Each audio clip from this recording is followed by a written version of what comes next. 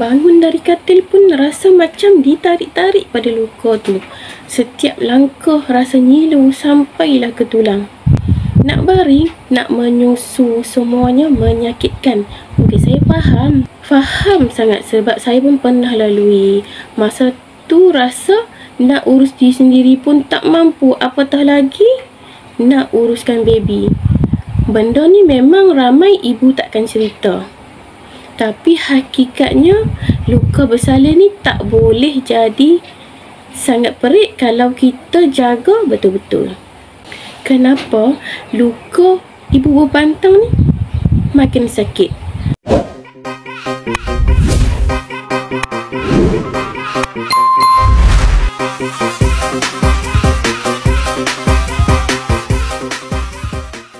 Sebab luka bersalin Caesar ataupun normal ni memang akan ambil masa untuk baik.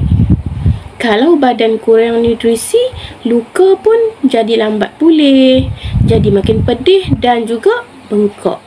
Aktiviti harian macam menyusu, bergerak sakit pun boleh bagi tekanan pada luka kita. Ibu mulalah nak stres. Ada paling teruk sampai menangis. Antara penyelesaiannya dan apa yang badan perlukan untuk luka cepat sembuh ialah bukan sekadar berehat ataupun sapu di luar sahaja. Luka dalaman perlukan nutrien untuk baiki tisu-tisu yang rosak. Vitamin penting untuk bantu luka cepat sembuh ialah Resvee ataupun Vivix. Sebab dia ada mengandungi polifenol yang sangat bagus.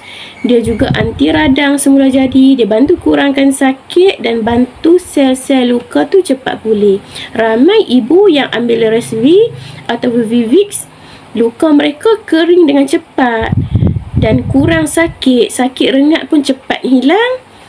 Dari awal minggu pertama, luka dah okey. Yang kedua, vitamin C. Vitamin C dia bantu untuk bina kolagen dan tisu yang baru untuk pembentukan luka ataupun untuk penyembuhan luka. Elok luka tu jadi bernanah dan dia bantu tingkatkan imun badan ibu. Bila ibu badan imun yang tinggi, jadi tak mudah kena jangkitan. Yang ketiga ialah protein. Protein soya non-GMO iaitu ESP.